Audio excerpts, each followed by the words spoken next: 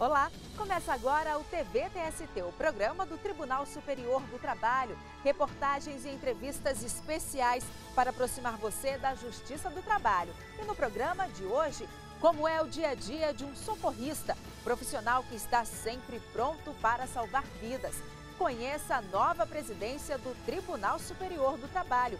Veja quem vai ocupar a cadeira de corregedor-geral, vice-presidente e presidente do TST. Ministro Carlos Alberto Reis de Paula fala sobre os 11 meses que ficou à frente da presidência do tribunal. Tudo isso e muito mais. O TVTST está no ar.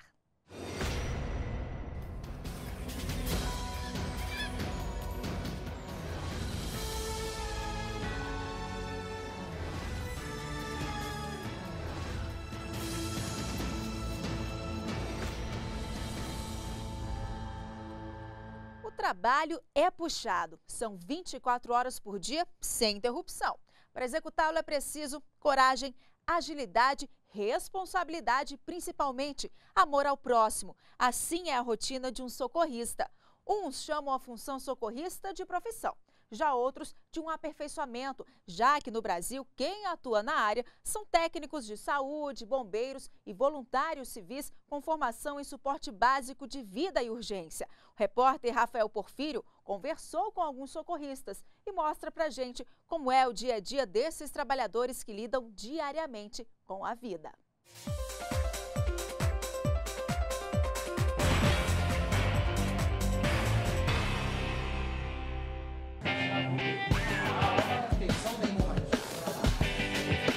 O que você fazia antes de estar aqui na sala de aula? Eu era gerente de imobiliária. Patrícia decidiu fazer uma mudança radical de profissão. Trocou o escritório de vendas de imóveis por uma sala de aula cheia de pessoas com desejo de salvar vidas. O mercado caiu, ficou mais difícil, né? Na época eu tinha um salário razoável e para eu voltar para o mercado, quando eu tentei voltar, o salário não valia mais a pena. Trabalhar era um desgaste muito grande para um salário pequeno. Então eu tentei mudar o ramo mesmo, radicalmente. Salvatore também decidiu começar do zero. Para realizar a vontade de ser um socorrista, deixou de ser técnico de contabilidade. Dia a dia, problemas, e isso vinha me estressando bastante.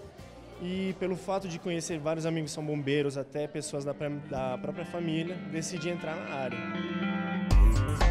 Na sala de aula, eles utilizam um boneco para aprender os principais procedimentos para reanimar vítimas de ataques cardíaco e respiratório. E vai fazer as duas bombeiras das ventilações, tá? Mas pode ficar aqui na frente direitinho.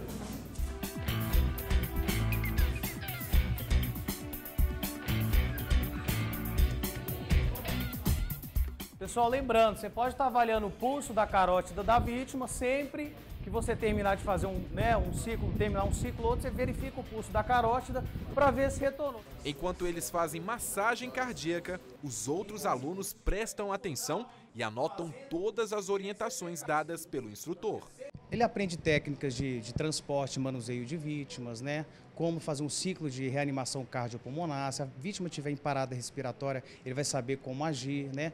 Controle da coluna cervical em pessoas que tiveram traumas, acidentes automobilísticos, né? A pessoa que tiver, por exemplo, ferimento, foi acidentada, tiver uma hemorragia, a vítima, ela pode contar com um socorrista que ele vai atendê-la da melhor forma possível, com conhecimento técnico na área. Quero atuar na área, né? E assim me aprimorando cada vez mais, né? Não parar só aqui, quero fazer o de socorrista, salvamento em alturas. Salvamento em alturas é a última parte do curso. É preciso ensaiar técnicas de resgate com cabo aéreo e a tirolesa. E mexer com vidas é uma responsabilidade muito grande. Tem que estudar, tem que querer mesmo buscar essa responsabilidade.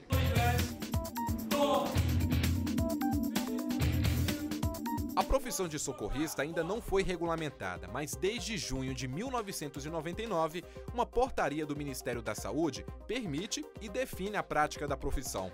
Para ser socorrista, a pessoa precisa ser maior de idade, ter o 2º grau completo e fazer o curso que permite o aprendizado de atendimento pré-hospitalar. Mas um projeto de lei que regulamenta a profissão de condutor socorrista está em tramitação no Congresso Nacional. A proposta prevê uma jornada de trabalho de 12 horas por 36 de descanso. O projeto estipula que para exercer a profissão é preciso ter um ensino médio, experiência de 2 anos como motorista e curso de condutor de veículos de emergência. O piso previsto é de R$ 1.100. Que é um serviço de extrema responsabilidade, porque você está levando 3 vidas, na verdade. A vida do paciente e a dos meus companheiros de serviço, no caso médico, enfermeiro. Há 1 ano e meio, Francisco dirige um carro de resgate. Para isso, precisou fazer os cursos de direção defensiva e primeiros socorros. Quando está congestionado, mesmo trânsito parado, a gente sempre tenta focar no meio, igual motociclista, né? A gente foca no meio para ver se o carro abre e a gente passa. Mas, geralmente a gente também pega acostamento, meio fio, a gente faz por onde... tem que se virar, exatamente.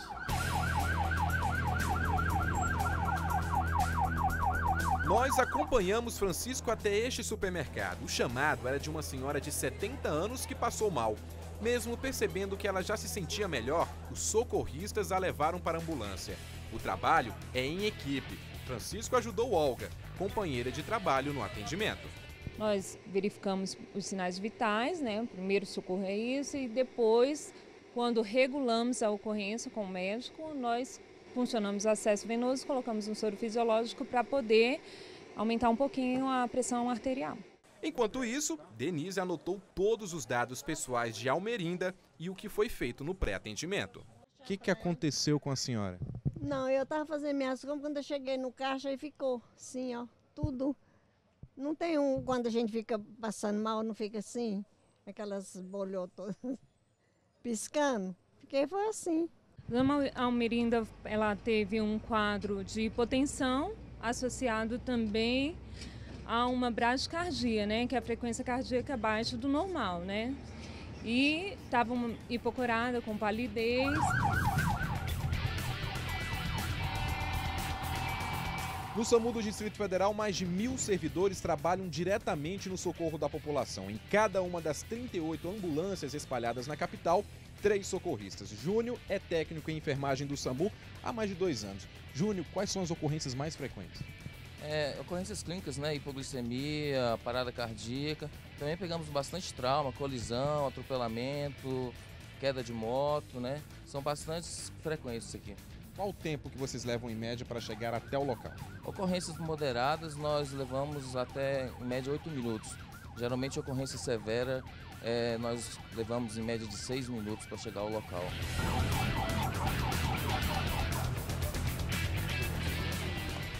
Nós acabamos de chegar no local da ocorrência, eu cronometrei o tempo, deu pouco mais de 4 minutos. A Organização Mundial da Saúde considera tempo ideal 7 minutos desde a saída da base até a chegada no local do chamado. No chão, o homem que sofreu uma convulsão se recusa a receber atendimento. Ele estava já consciente, já acordado, já em bom estado geral, ainda aquele estado pós-crise, mas bem, os sinais todos estáveis. O paciente recusou ir ao hospital, não quis ir ao hospital, a gente levou ele à residência por segurança, não ficar em via pública, não ser atropelado, mas por segurança mesmo. O paciente ficou em bom estado geral. O desespero dessa mulher foi com a morte de uma senhora de 70 anos que sofreu ataque cardíaco. Por se tratar de um caso mais grave, o médico do SAMU acompanhou as 2 equipes que foram deslocadas. Quando eles chegaram lá, a senhora já estava morta há pelo menos 5 horas. Ela já se encontrava em rigidez cadavérica quase que completa, né? Então a gente estima mais ou menos o tempo do óbito por aí. Então, tudo indica que morreu dormindo? Sim, foi o que aconteceu. É comum isso acontecer, vocês pegarem casos como esse? É relativamente comum, porque as pessoas dormem e às vezes tem um mal súbito durante a noite e o familiar não percebe, né? No outro dia a pessoa demora mais a acordar e quando eles têm curiosidade em ir lá verificar, a pessoa já está em óbito há algum tempo. Aí eles acionam o SAMU, a gente presta o socorro rapidamente, mas nesse caso não há como intervir. Nosso deslocamento rápido é no intuito de pegar eventos agudos que podem ser revertidos. É nesta sala, na Central de Regulação, que os chamados para 192 são atendidos no Distrito Federal. Médicos estão de um lado da linha, do outro, pessoas desesperadas. Ele não tá respirando. Não tá respirando? Não tá respirando. Então tem que colocar ele no chão, com as costas no chão, para fazer massagem cardíaca. Então, você vai esticar o seu braço e vai soltar o peso do seu corpo em cima do peito dele, entendeu? É o que eu tô fazendo. Isso, vai fazer isso 100 vezes por minuto. É muita coisa, você vai cansar. As decisões dos socorristas devem ser rápidas. De preferência, a gente procura falar com o paciente para ver o que ele está sentindo e, baseado nos sintomas, a gente tenta fazer um diagnóstico, né? Vendo quais pacientes têm, potencialmente pode evoluir para uma coisa grave e necessitam ser transportados para o hospital de ambulância. Médica do SAMU, qual a sua emergência? Alô? Então, eu liguei para passar um acidente, um atropelamento. O que aconteceu, senhor? Um carro pegou uma ciclista aqui no Lago Norte, tá no chão, é uma menina. Ok, o senhor não vai mexer nela, tá bom? Fala pra ela. Tá, não tem ninguém mexendo nela não, já tem um pessoal aqui, mas não tem ninguém mexendo não. Ok, que a gente tá mandando ambulância, é só aguardar, tá bom? São 4.000 ligações por mês. Seja qual for o chamado, eles estão prontos para salvar vidas. O prazer de salvar e de socorrer as pessoas na hora que ela mais precisa é uma coisa incomparável. Muitos até me chamam de anjo, mas cuidado é só realmente, eu acho que um dom mesmo que Deus nos deu.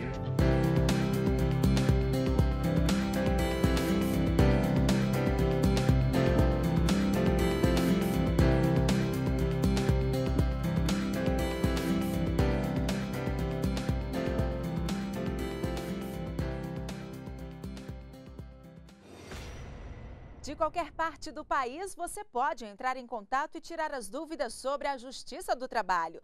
O José de Jesus, de Brasília, tem algumas perguntas sobre direito de greve.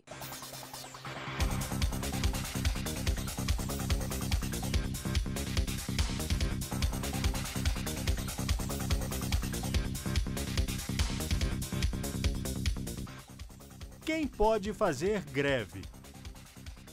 Todos. Tem que ser levado em consideração que tem algumas categorias que são consideradas essenciais. Essas podem fazer greve, mas com limitações. Quais os direitos dos grevistas? Os empregados não podem exceder os seus direitos, ou seja, eles não podem paralisar, se for de categoria essencial, eles não podem paralisar suas atividades. Tem que permanecer no mínimo legal.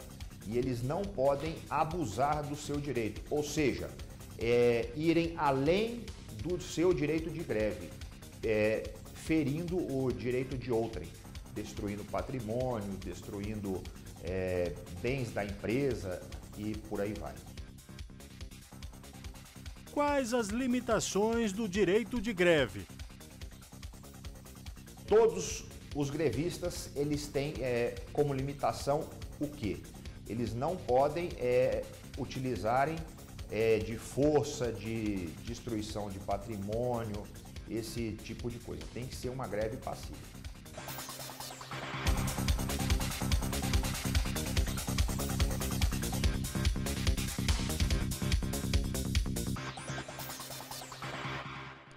Faça como José e mande a sua dúvida para nós. O caminho é o e-mail tv@tst.jus.br.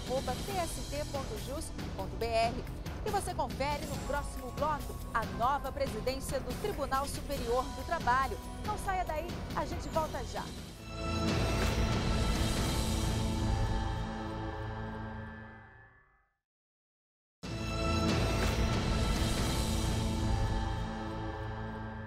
Veja o que foi destaque esta semana no Tribunal Superior do Trabalho. Tribunal Superior do Trabalho inaugura berçário para atender até 60 crianças de 6 meses a 1 ano e meio de idade. O espaço tem 400 metros quadrados e leva o nome da primeira mulher no Brasil a ocupar um cargo de ministra de Tribunal Superior. Néa Simone Moreira foi ministra do TST na década de 90 e morreu há 6 anos. O berçário foi inaugurado pelo presidente do TST, ministro Carlos Alberto Reis de Paula. Quando se abre um berçário, coloca espaço para bebês de 6 a 18 meses terem o seu lugar de conforto, de tranquilidade, de educação. Enquanto os pais estão trabalhando, eu acho que nós estamos realmente preocupados com a pessoa humana. Despendimento é assunto da súmula número 212 do TST. Veja o que ela diz. A súmula 212 do TST diz: o ônus de provar o término do contrato de trabalho, quando negados a prestação de serviço e o despedimento, é do empregador, pois o princípio da continuidade da relação de emprego constitui presunção favorável ao empregado. Essa súmula, ela favorece ao trabalhador, porque ela inverte o ônus da prova, ou seja, numa situação em que o empregador, por exemplo, alega abandono de emprego, a prova tem que ser feita pelo empregador. Por quê? Com base no princípio da continuidade da relação do trabalho, favorecendo e privilegiando o salário e a manutenção da família do trabalhador, esta súmula exige que, nestes casos, a prova seja feita pelo empregador. Essa súmula, ela inverte o ônus da prova. A partir do dia 26 de fevereiro, o Tribunal Superior do Trabalho vai ter nova presidência. Veja agora na reportagem quem vai ocupar a Corregedoria Geral, a vice-presidência e a presidência do TST pelos próximos 2 anos. A cada 2 anos, uma nova diretoria é empossada no TST. São oportunidades para modernizar a rotina da Corte, para dar continuidade a projetos que deram certo e que facilitam a vida do cidadão. Podem surgir novas propostas, novos olhares para o funcionamento da Justiça do Trabalho no Brasil. Em tese, os 27 ministros poderiam se candidatar a um dos cargos de diretoria para promover certas melhorias. Mas existe uma tradição que é seguida aqui na Corte. Os cargos sempre vão ter como concorrentes os ministros mais antigos. De acordo com o regimento interno, a votação tem que ser secreta 60 dias antes do término dos mandatos anteriores, em sessão extraordinária do Pleno do Tribunal. A maioria absoluta vai eleger a nova diretoria, presidente e vice do TST e corregedor-geral de Justiça do Trabalho. Vai prevalecer a ordem de antiguidade aqui no tribunal. Mas tem um detalhe: o ministro que estiver ausente também vai poder votar. Por exemplo, por algum motivo de doença ou estar fora do país, né? O que ele faz? Ele faz uma carta colocando para presidente, vice e corregedor. Essa carta é lacrada e na hora da apuração, quem estiver fazendo a apuração, que seria o caso do procurador, ele abre a carta e computa o voto daquele ministro que está ausente. A secretária-geral judiciária do TST, Lúcia Yolanda, é quem vai ler o termo de posse da nova diretoria. Há 34 anos na corte e prestes a se aposentar, a servidora nunca viu um ministro ser presidente 2 vezes, por uma questão simples e matemática. Normalmente, por regras, 2 anos. Então, veja, né, se são 27 ministros, até que volte, se nós colocarmos que, durante esse tempo, nenhum ministro se aposente, serão 54 anos. Então, ainda não aconteceu dentro do TST de um ministro retornar à presidência. Por quê? Pelos anos que são para se chegar novamente a esse cargo. O primeiro dos eleitos, o novo presidente, o ministro Barros Levenhagen, nasceu em Minas Gerais, assim como o atual, o ministro Carlos Alberto. Barros Levenhagen iniciou carreira na magistratura brasileira há 34 anos. Ingressou no TRT de Campinas em 1993. Chegou ao TST 6 anos depois. Integrou a 4ª turma e o Conselho Superior da Justiça do Trabalho. Foi também corregedor. É elogiado por sua atuação ao conduzir as sessões de conciliação, onde demonstra habilidade e criatividade para negociar soluções amigáveis com as partes. O novo vice-presidente é o atual corregedor-geral, o ministro Ives Gandra, paulistano, mestre em Direito pela UNB. Foi procurador do Trabalho e chegou ao TST em 1999. Integrou o CNJ e o Conselho Superior da Justiça do Trabalho. O ministro que vai ocupar a vaga aberta por Ives Gandra é João Batista Brito Pereira, maranhense, pós-graduado em Direito Público. Foi subprocurador-geral do Trabalho até tomar posse no TST em 2000. A cerimônia de posse da nova presidência do TST vai ser no próximo dia 26 de fevereiro, no Tribunal Superior do Trabalho. E não perca, no próximo bloco, uma entrevista especial com o ministro Carlos Alberto Reis de Paula. Ele fala sobre os 11 meses que ficou à frente da presidência do TST. Não saia daí, a gente volta já.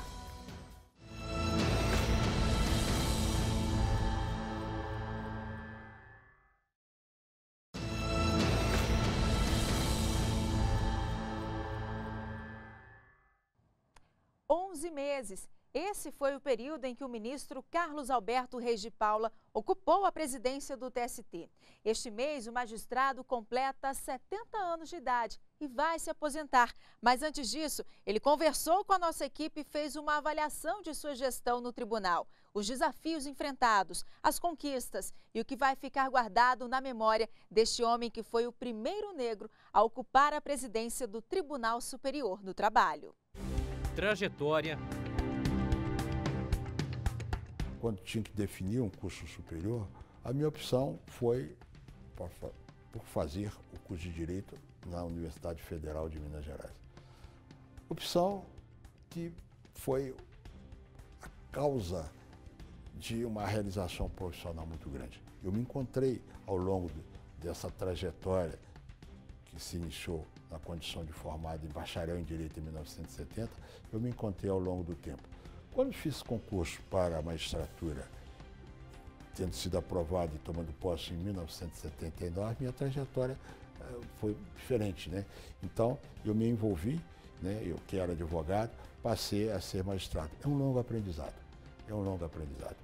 Aqui estou, aprendendo que a magistratura é um grande desafio, que a magistratura é um motivo de inquietude, porque as necessidades são muitas e nós, como eu costumo sempre observar, nós temos cada vez mais o desafio de nos adequar a essas necessidades, a aquilo de que a sociedade necessita.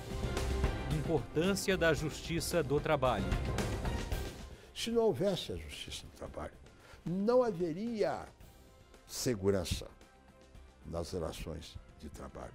E eu até diria mais, não haveria crescimento. O Brasil não estaria na posição em que está se a Justiça do Trabalho não estivesse presente, ordenando, pacificando e ajudando tanto o capital quanto o trabalho a caminhar. Diálogo com a sociedade e com o Congresso Nacional. Nós fizemos sempre questão estabelecer a presença desses dois grandes grupos, quase como que estabelecendo as posições em relação às quais nós devemos sempre buscar as convergências, os pontos em comum. Nós buscamos o diálogo com a sociedade, o diálogo com os poderes, com o Poder Executivo, através, sobretudo, dos Ministérios da Previdência e do Trabalho. Seria uma grande marca dessa administração. PJE. Os avanços, eu poderia citar dados. O grande avanço que nós tivemos foi que nós hoje geramos confiança em relação ao PJE. Porque o período inicial da nossa administração, nós nos reservamos a buscar alterar o ritmo e buscando alicerçar aquilo que estava implantado.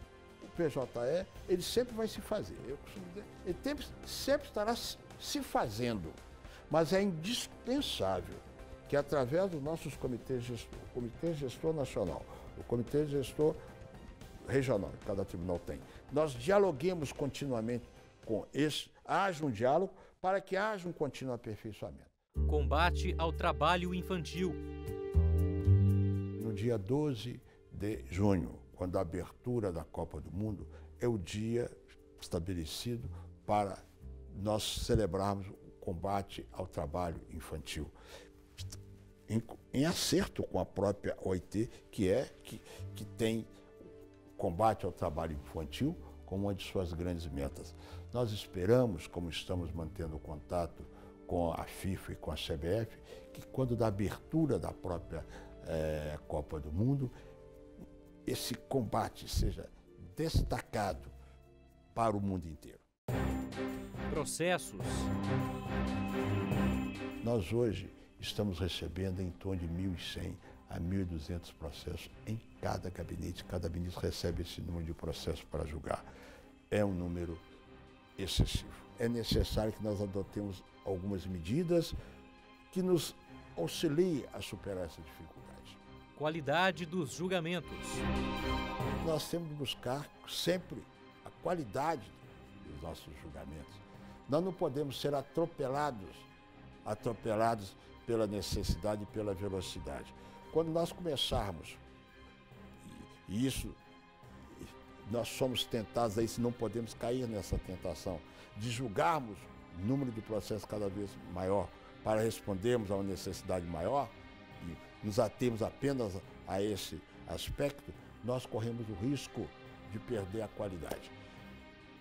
O balanceio, o meio termo entre qualidade e quantidade é que nós devemos buscar. Súmulas e orientações jurisprudenciais. Pensaria na responsabilidade institucional, porque a continuada e reiterada conduta de afastamento de súmulas e OJs faz com que se multipliquem os recursos e nós tenhamos uma multiplicidade de serviços. Mas também eu reputo de muita relevância que os próprios tribunais uniformizem a sua jurisprudência. O tribunal é um colegiado. Em um tribunal, a conduta deve ser de um colegiado.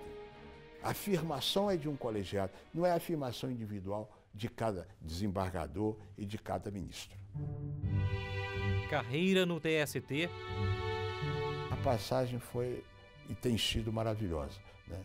Já convivi com vários colegas que já saíram, continuo convivendo com colegas que nos permitem essa aventura, de com eles aprender, de com eles construir, de com eles dialogar.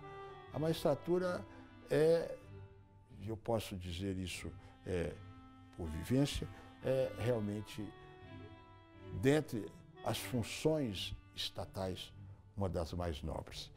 Eu acho que eu tive esse privilégio e tenho a certeza de que tentei aproveitar ao máximo essa oportunidade e espero que efetivamente, pelo menos, algo de positivo eu tenha conseguido fazer. Balanço da gestão. Aquilo que nós pretendemos, no curto espaço em que exercemos a presidência, pouco mais de 11 meses, várias metas foram alcançadas. Nós nos aproximamos dos tribunais regionais, nós nos aproximamos dos juízes, nós cuidamos dos interesses dos magistrados, dos nossos servidores. Então, isso é altamente positivo. Nós buscamos estar próximo à sociedade, ouvir a sociedade, trazer aquelas reivindicações das camadas sociais para dentro da Justiça do Trabalho. Despedida. Eu vou sentir muita falta das pessoas com as quais eu convivi no TST, dos colegas, dos ministros, dos servidores, daqueles que trabalharam comigo em meu gabinete, né? É uma travessia, né? Travessia é assim, a gente está sempre caminhando, está sempre construindo, está sempre aprendendo, mas o mais importante é que a gente carrega as lições dentro da gente, não é? Isso, e se vai fazer falta, o convívio vai fazer falta, mas a lembrança e a saudade também vão ser fatores determinantes para a gente continuar na nossa travessia. E o TV TST termina aqui, mas você pode continuar ligado nas notícias do Tribunal Superior do Trabalho pelo Twitter, Facebook, YouTube e em tempo real pelo site tst.jus.br. Na semana que vem tem mais TV TST e eu espero você. Até lá!